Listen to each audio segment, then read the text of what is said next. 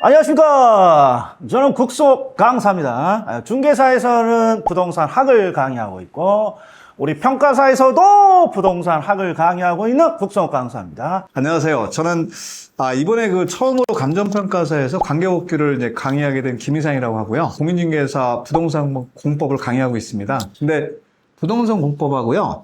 좀 끊치지 말고 가만히 있어봐. 관계복귀가 연결되어 있기 때문에 아주 재밌게 강의하고 있습니다. 우리가 서울고파학원 감정평가사 학원에서 우리 선배님을 끌어갖고 오려고 얼마나 노력한지 아시오? 그거 알고 있죠. 이 홍보 영상의 목적은, 자, 중개사 시험이 끝났습니다. 중개사 시험이 끝났어요. 그러면 놀지 말고 우리 감정평가사 시험에 도전하고자 하는 사람에게 충실한 정보를 제공한다고 합니다.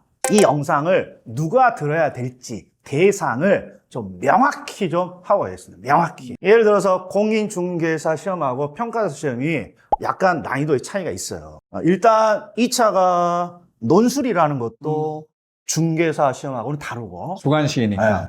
그리고 1차와 2차가 별도로 보니까 2차 시험이 굉장히 어렵다는 것도 있고, 또 하나 또 어려운 거 있으면 하나만 알려주십시오. 제일 어려운 건 토익도 들어가는 거고. 그러네. 영어 인증. 영어 인증도 있고. 20대, 30대들은 대부분 영어 인정 가지고 있는데, 우리 때 풀이지. 풀. 그 같은 나이대 같은데. 느낌이. 약간 차이가 있긴 한데. 하여튼, 현재 20대, 30대까지는 그게 아마 문제는 안 될 것 같은데. 네. 40대 이상으로 넘어가시면 약간의 장애물이 되지 않을까. 그래서 우리가 충실히 정보를 주는데, 이 정보를 줄 때 우리가 뭔가 결정을 해 하셔야 되니까. 그렇죠. 일단 너무 만만한 시험은 아니라는 거예요. 난이도도 중개사보다는 살짝 위에 있고, 뭐 여러 가지 해야 될 거 있고. 자, 그래서 저 같은 경우는 중개사 시험을 강의할 때는 계산 버려도 합격하는 사람이 태반입니다. 이렇게 말을 하거든요. 그런데 평가사 시험은 계산 못하면 안 됩니다. 2차까지 계산기를 두들겨야 돼요. 감정평가사가 계산하는 직업 아닌가? 맞습니다. 그러니까 이런 특징은 좀 알고 가셔야 됩니다. 이런 특징은. 예. 자, 그리고 연령대가 어디까지 보셨습니까? 연령대는 공인중개사는 아주 폭넓죠. 20대부터 60대까지. 20대부터 60대까지 광범위하지. 진짜 광범위지 않았습니까? 그런데 이 광범위한 사람 중에 평가사 시험을 도전하기가 조금 어려우신 분이 있어요. 이유는 평가사 자격증을 따면 자영업에 사무실을 혼자 많이 내는 것보다 어디 취업을 해야 됩니다. 감정평가 법인에 취업을 하는 게 더 이게 유리하거든요. 근데 50대 정도가 되면 안 뽑습니다. 네. 그러니까 연령대도 한번 고려를 좀 해보셔야 돼요. 근데 형 서울고파원에서 강의하면 실강에 주로 누가 주로 20대들이 주로 앉아있지. 90% 이상이. 20대? 그러니까 중개사보다는 훨씬 더 젊죠. 파릇파릇합니다. 파릇합니다. 이거 중개사 비 아닙니다. 중개사 비 아니에요. 실제 실강에 보면 여성, 남성도 거의 비슷해요. 난 여성이 더 많은 것 같은데. 평범한 여성이 많아. 한 6대상 정도 이상 되는 것 같아요. 그래서 기분이 엄청 좋습니다. 우리가 감정평가에서 도전할 때 첫 번째, 자신이 공부를 어느 정도 수준은 좀 잘한다. 이런 수준을 좀 감안해야 되고, 두 번째, 현재 자신의 연령대도 한번 고민을 좀 하고 도전을 하셔야 돼요. 무턱대고 도전하지 마시고. 자, 공인중개사 시험을 딱 끝내고 감정평가사를 공부하려고 하는 사람이 제일 많이 물어보는 게 뭘 것 같습니다? 내가 지금 시작해서 합격할 수 있을까요? 이거겠지 뭐. 지금 시험 끝나고 시작해서 합격할 수 있겠느냐? 스케줄 같은 거? 스케줄이지. 우리 중개사 시험은 10월 마지막 주 시험을 봅니다. 그리고 평가사 시험은 내년 1차가 4월 첫 번째 주로 대부분 픽스예요. 4월 첫 번째 주. 그리고 1차를 합격하시는 분은 7월 달에 2차 논술을 봅니다. 논술. 그러니까 가장 많은 질문 중에 뭐 공부를 충분히 할 수 있나요? 그러면 10월 마지막 주 끝나면 11월, 12월, 1월, 2월, 3월 5개월은 충분히 있다는 거죠. 5개월 동안 공부할 시간이 있다. 그러면 시간적으로는 그렇게 빡빡하지는 않을 것 같아요. 1차 하는데. 1차는. 시간은 내가 볼 때는 왜 공인중개사랑 중복되는 것도 있기 때문에 그러네. 시간적으로는 괜찮을 것 같아요. 그러면 시간은 5개월 정도고. 그렇지. 또 형님 말대로 중복되는 과목도 있고, 그러니까 충분히 가능은 하다는 거지. 가능은 하다. 자, 그리고 또 서울법학원은 쪽 서울대 입구역, 서울대 근처에 있어요.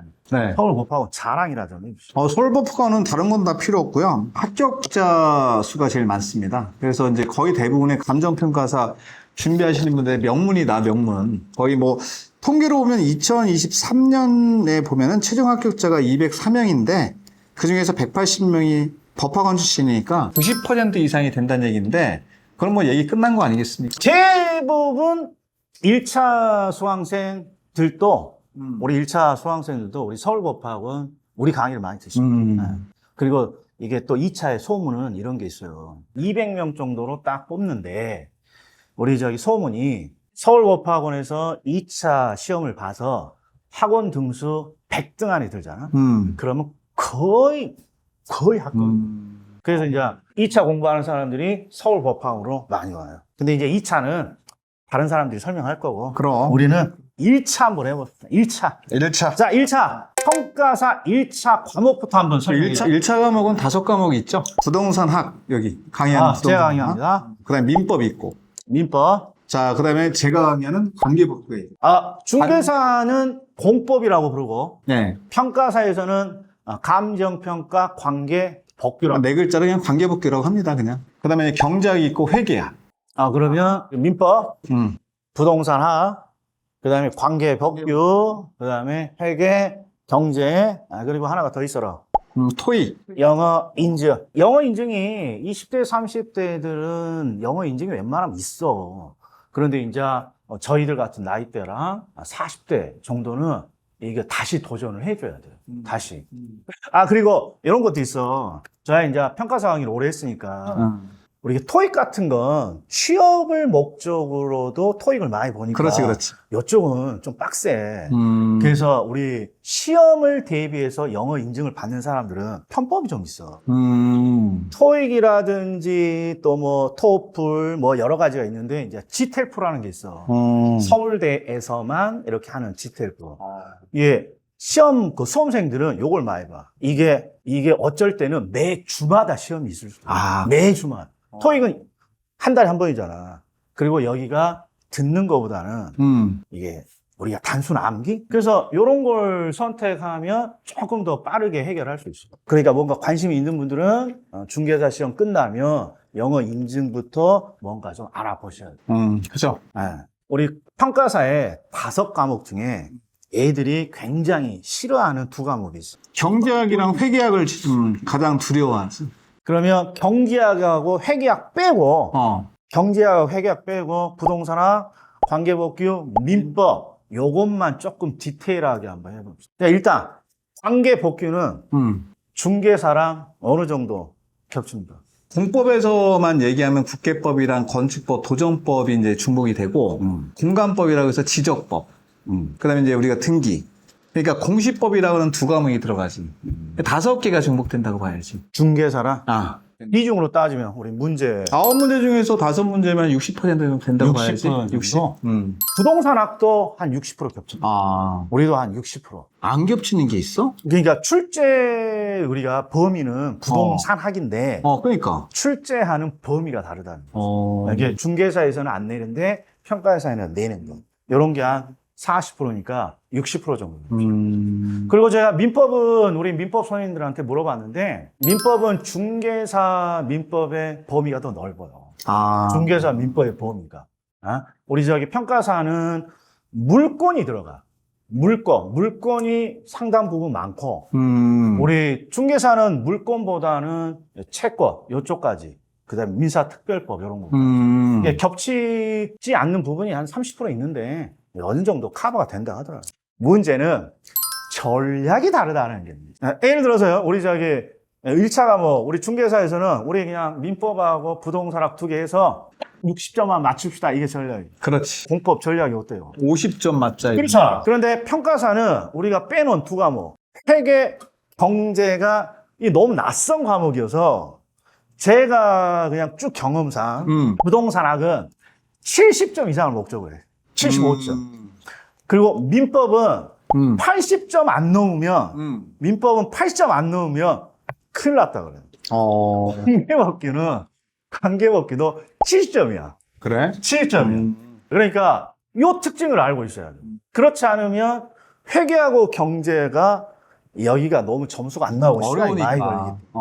어렵다는 거예요. 그러니까 전략을 짤 때 회계 경제는 충실하게 해서 이쪽이 전략이 50이야. 그렇지. 그리고 형님이 한 70점 이상 만들어줘야 되고 내가 또 한 70점 이상 만들어줘야 되고 그다음에 민법이 80점 이상. 이게 민법이 고득점이구나. 네, 민법이 대신 중개사보다는 살짝 좀 평이하게 나오는데. 근데 특히 이게 참 웃긴 게 평가사 수험생들도 관계법규 더럽게 싫어한다. 관계법규 내가 강의하는 건데? 중개사에도 공법 별로 안 좋아하잖아. 좋아하는 사람 많이 선생님은 좋아하는데. 선생님을 좋아하면 과목도 좋아하게 돼 있어. 내가 이렇게 막 바꿔볼게 하면. 그렇게 바꾼다. 현재 공부를 하는 수험생들도 관계법규를 별로 안 좋아합니다. 뭘 좋아하냐 그러면 부동산 학하고 민법을 좋아해. 좋아합니다. 인기가 많구나. 여기가 좀 짧게 점수가 좀 많이 올라가. 그래? 근데 여전히 평가사도 관계법규는 좀 암기하고 이런 절대적인 시간을 투자를 해야 되니까. 근데 관계법규가 지금 학생들이 싫어하는 이유는 내가 대충 알겠거든? 9개 법률을 해야 되는데 이게 다 암기야, 쉽게 말하면. 그러니까 얼마나 부담스럽겠어, 학생들이. 그러니까 이게 자질구레한 것들 외워야 되고 숫자 외워야 되고 막 그러니까 별로 좋아하진 않겠지.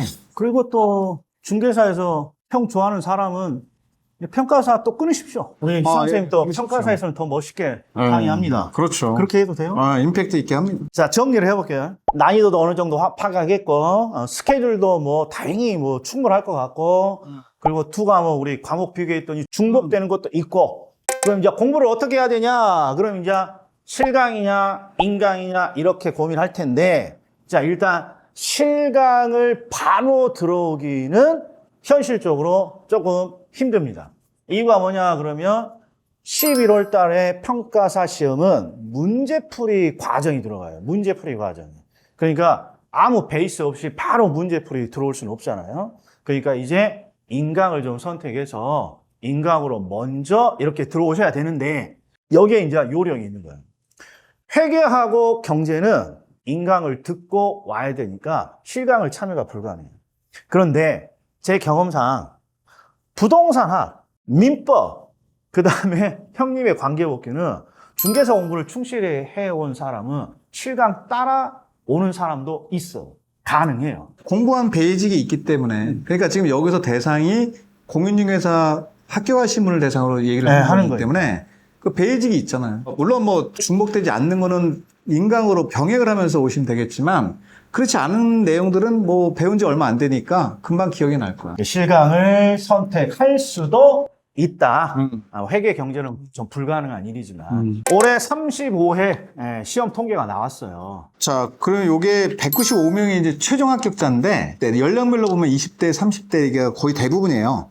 20대가 98명이니까 거의 100명 정도 합격을 했고 그 다음에 30대가 82명. 그러면 여기에 계신 분들이 거의 다 붙었다는 얘기고 40대 넘어가면 12명이거든요. 12명. 그러니까 의외로 많네. 그 다음에 50대도 있어. 50대?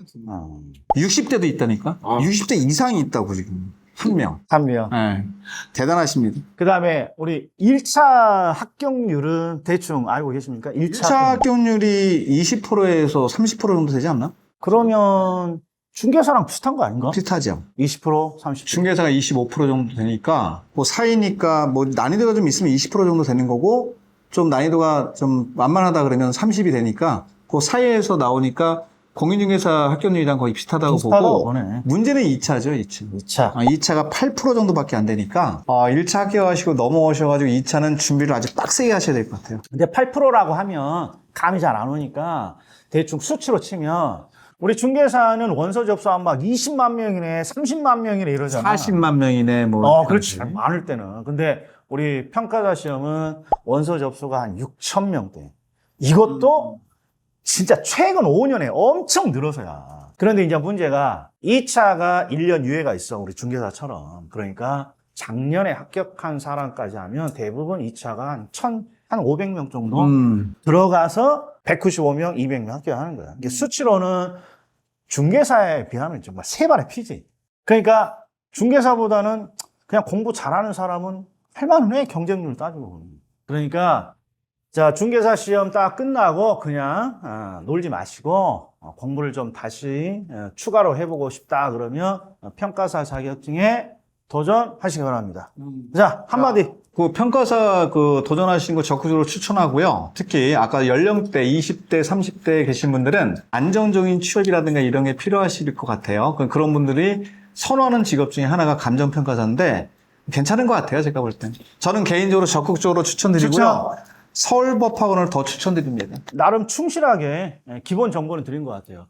그런데 이제 자기 상황에 따라서 뭐 어떻게 해야 되느냐 이런 건 좀 디테일하게, 자, 디테일하게 상담하고 정보를 찾을 수 있는 군데가 많아요. 자, 방문과 감정평가사 일단 홈페이지, 서울법학원의 직접 방문 2개, 그 다음에 방문과 감정평가사 유튜브 채널 3개, 그 다음에 방문과 감정평가사 카페 이렇게 4개 있습니다. 네. 자, 디테일한 정보는 이런 데서도 찾아볼 수 있습니다. 네. 저희는 여기까지였습니다. 다음에 뵙겠습니다.